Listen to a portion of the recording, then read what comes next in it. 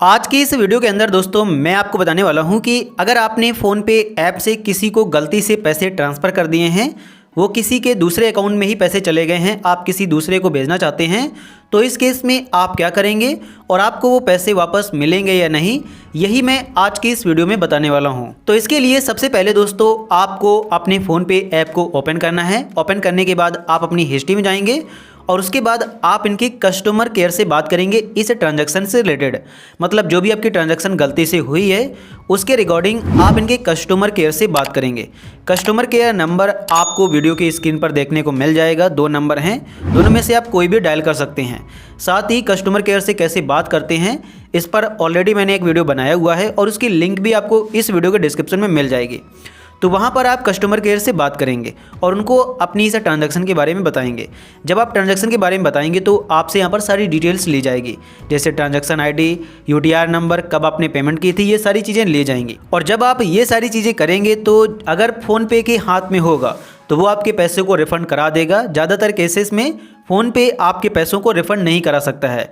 वो आपको गाइड करेगा कि आपको ये पैसे मिलेंगे या नहीं, और मिलेंगे तो कैसे मिलेंगे।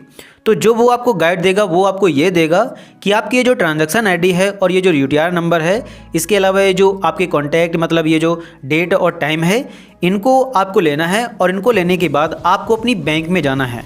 बैंक में जाने के बाद वहाँ पर आप इसके बारे में बताएंगे और फिर वो आपको गाइड करेंगे कि आपको मतलब पैसे मिलेंगे या कैसे मिलेंगे, ये सारी चीज़ें आपको वही बताएंगे। साथ ही मैं आपको यहाँ पर एक चीज़ आपको और बताना चाहूँगा कि अगर आपने किसी को गलती से पैसे ट्रांसफ़र किए हैं तो आप फ़ोनपे पर ही उससे बात कर सकते हैं। बात करने के लिए फॉर एग्जांपल के लिए आपने यहाँ पर मतलब पैसे ट्रांसफ़र किए हैं, तो अगर आपने उसको यूपीआई आईडी और यूपीआई नंबर से भेजा होगा तो उस केस में आप यहीं पर उसको बात कर सकते हैं। अगर आपने यूपीआई नंबर से भेजा है तो आप उस केस में उस पर क्लिक करेंगे और उसके बाद यहाँ पर आप उससे चैटिंग भी कर सकते हैं, जैसे हाय हेलो भेज सकते हैं। तो आप उसको बताएंगे कि मेरे पैसे गलती से ट्रांसफ़र हो गए हैं, प्लीज़ यार मेरे पैसे लौटा दो। मतलब आप उसको रिक्वेस्ट करेंगे और रिक्वेस्ट करने पर अगर वो सही इंसान होगा तो आपके पैसे लौटा देगा, लेकिन अगर वो आपके पैसे नहीं लौटाना चाहेगा तो वो आपको यहाँ पर पैसे नहीं लौटाएगा। अब अगर यहाँ पर मतलब ये सारी चीज़ें आपको पहले कर लेनी है और इसके बाद अब आपको बैंक में जाना है, सारी चीज़ें आपको बतानी है।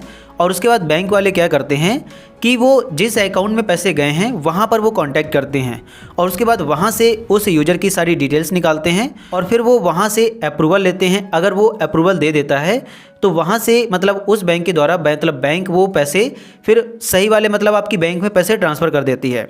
लेकिन इसमें भी उसका अप्रूवल मिलना ज़रूरी है। अप्रूवल मिलने के लिए बैंक वाले हो सकते हैं कि उसको थोड़ा मतलब कंप्लेन वगैरह के बारे में बताएं कि मैं आपके ऊपर लीगल एक्शन ले सकता हूं, इससे ये हो सकता है, ये मतलब ये सारी चीज़ें बैंक वाले को करनी होती हैं। और फिर वहीं से मतलब अगर पैसे आपको मिलेंगे तो बैंक से ही मिलेंगे, इसके अलावा और कोई भी ऑप्शन नहीं है। आप यहाँ पर आरबीआई के यहाँ कंप्लेन भी दर्ज करा सकते हैं। जब आप आरबीआई के कंप्लेन दर्ज कराएंगे तो फिर आरबीआई के द्वारा ये एक्शन लिया जाएगा। तो यही दोस्तों प्रोसेस है आपको अपने पैसे वापस लेने का। आप यही सारी चीज़ें कर सकते हैं। ज़्यादातर ये जो केस होता है मतलब ये बैंक की तरफ से ही सॉल्व होता है।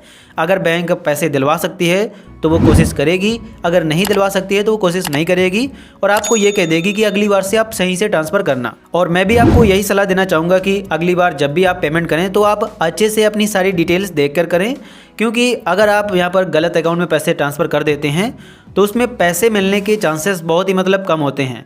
अगर वो सामने वाला सही इंसान है तो वो पैसे भेज देगा, अगर उसके मन में ही खोट होगा तो वो आपके पैसे ट्रांसफ़र नहीं करेगा। और इस केस में आप ज़्यादा से ज़्यादा यही कर सकते हैं कि आप एक कंप्लेन दर्ज करा सकते हैं उसके ऊपर और उसके बाद उस कंप्लेन के अकॉर्डिंग मतलब सारी डिटेल्स ली जाएगी और फिर जो भी उसका सोल्यूशन होगा वो आपको मिल जाएगा। पर इन सभी चीज़ों में टाइम बहुत ही ज़्यादा लगेगा और आपको इन सभी चीज़ों के बारे में पता होना चाहिए कि कैसे क्या करना है, क्योंकि यहाँ पर सारी चीज़ें डिजिटल होने वाली हैं। आपकी कंप्लेंट भी डिजिटल तरीके से दर्ज कराई जाएगी और उसके बाद आपको डिजिटल ही सोल्यूशन मिलेगा। आपको यहाँ पर कहीं जाकर आप इसके बारे में रिपोर्ट वगैरह नहीं कर सकते हैं। तो यही है दोस्तों इसका सोल्यूशन। और मैं यहाँ पर एक चीज़ और ऐड करना चाहूँगा कि आपको ये सारी चीज़ें तुरंत करनी होती हैं। अगर आप टाइम लगाएंगे तो फिर आपके पैसे मिलने के चांसेस और ज़्यादा कम हो जाते हैं।